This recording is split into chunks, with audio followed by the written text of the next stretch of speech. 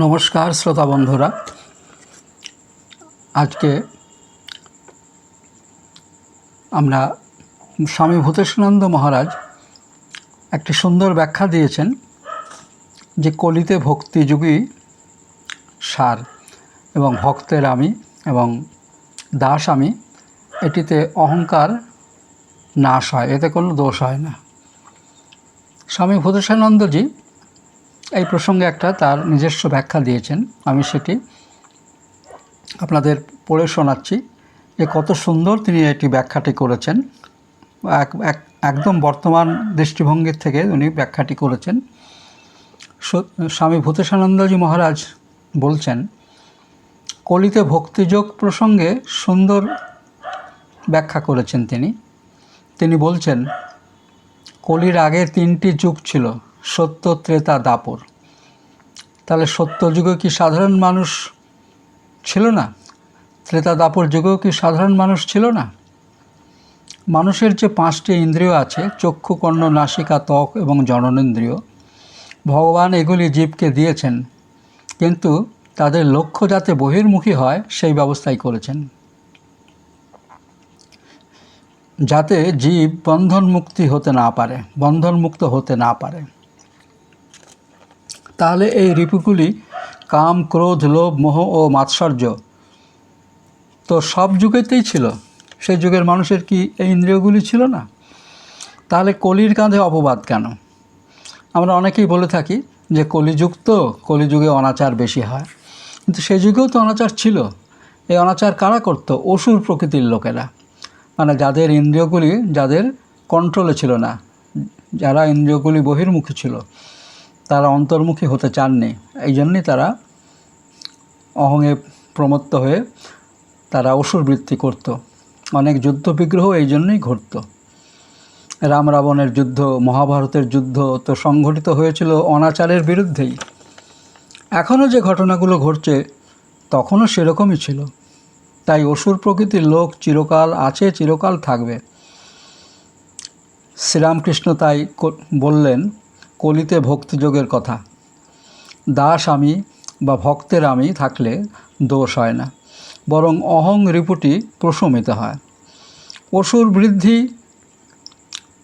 বৃদ্ধি জেগে উঠতে পারে না, অসুর বৃত্তি জেগে উঠতে পারে না। মানে অসুরের যে প্রবৃত্তিগুলো, সে প্রবৃত্তিগুলো আমাদের এই কাম, ক্রোধ, লোভ, মোহ, মাৎসর্যের ফলেই কিন্তু এগুলোকে বাড়াতে দিলেই বেড়ে উঠবে এবং অসীম শক্তিশালী হয়ে উঠতে পারে। এগুলোকে যারা কন্ট্রোল করে, যারা এই রিপুগুলোকে যারা বশের জন্য যারা চেষ্টা করেন, তাদেরই আমরা সাধক বলি। এই সাধনা কিন্তু সব মানুষ করতেন না, এবং তখন সেই সময় তো অনেক সাধারণ মানুষও ছিলেন। তো এই সাধারণ মানুষের প্রতি অত্যাচার তাদের নেমে আসতো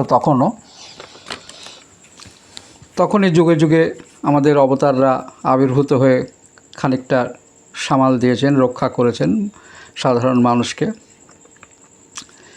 কাজেই আমাদের যে বৃত্তিগুলো, সেই বৃত্তিগুলো বহির্মুখী থাকার জন্য মানুষের ভেতরে এই বৃত্তিগুলো কিন্তু খুব সাধারণ মানুষের মধ্যেও কিন্তু এই বৃত্তিগুলি কম বেশি থাকেই। সেগুলো যদি সুযোগ পায় সেগুলো আরও জেগে উঠতে পারে। বর্তমান যুগের কথা আপনারা চিন্তা করুন, বর্তমান যুগেও দেখা যাচ্ছে এই সমস্ত অসুর প্রবৃত্তির লোকেরই দাপটে জনজীবন বিপর্যস্ত হয়ে যাচ্ছে। তো এই অসুর প্রবৃত্তির লোককে আমরা নির্মূল করতে পারবো না। তারা যদি স্বতঃপ্রণোদিত হয়ে যদি এগুলি উদ্যোগ না নেয়, ঈশ্বরের দিকে নিজেকে না ঘোরায়, তাহলে এই অবস্থা কিন্তু অব্যবস্থা তারা সৃষ্টিকারী হিসাবে চিরযুগেই থাকবে। তো যাই হোক, তো ভক্তের আমি দাস আমিতে কোনো দোষ নেই, ঠাকুর এটি বলেছেন। এবং এটি কিন্তু ঠাকুর বলেছেন যে বৃহত্তর মানুষ তারা যদি সকলেই যদি এই পথে অগ্রসর হয়, তাহলে সমাজের শুভ শক্তির প্রভাব বেড়ে যাবে। শুভ শক্তির প্রভাব বেড়ে গেলে এইসব অসুর শক্তি কিন্তু খানিকটা প্রশমিত হবেই এবং তারা দুর্বল হয়ে পড়বে। যাই হোক, এটি গেল এই প্রসঙ্গ। কিন্তু তাই বলে কিন্তু ভাববার কারণ নেই যে জ্ঞানযোগ মানে হেয়, মানে জ্ঞানযোগ কোনো কাজের নয়, এই ধারণা কিন্তু ঠিক নয়। কেননা এই জ্ঞানযোগটি সবার ক্ষেত্রে প্রযোজ্য নয় বা অনুসরণ করার সহজও নয়। মুষ্টিমেয় লোকের জন্য এই জ্ঞান যোগের অনুশীলন হয়ে থাকে। মুষ্টিমেয় লোকই পারে এই যোগের পথে আশ্রয় নিয়ে ঈশ্বর দর্শন করতে।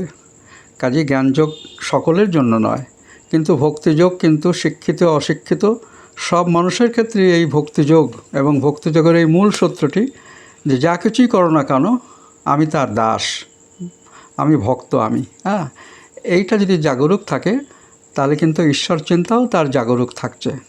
এই অর্থে ঈশ্বর তার সহায় হন, সে যাতে সৎ পথে ঈশ্বরের দিকে এগোতে পারে, শুদ্ধ পবিত্র হতে পারে, সেই জন্য কিন্তু এই পথটি শ্রেয়। এটা আমরা কাজের ফাঁকে ফাঁকে, ব্যস্ততার ফাঁকে ফাঁকেও কিন্তু এই মনোভাবটি আমরা বজায় রাখতে পারি।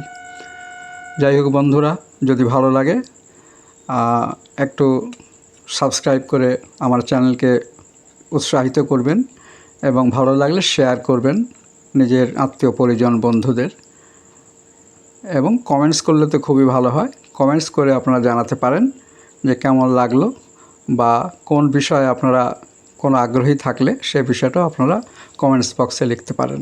ধন্যবাদ সকলকে, আমার শুভেচ্ছা ভালোবাসা জানিয়ে এখানেই ভিডিওটি শেষ করলাম।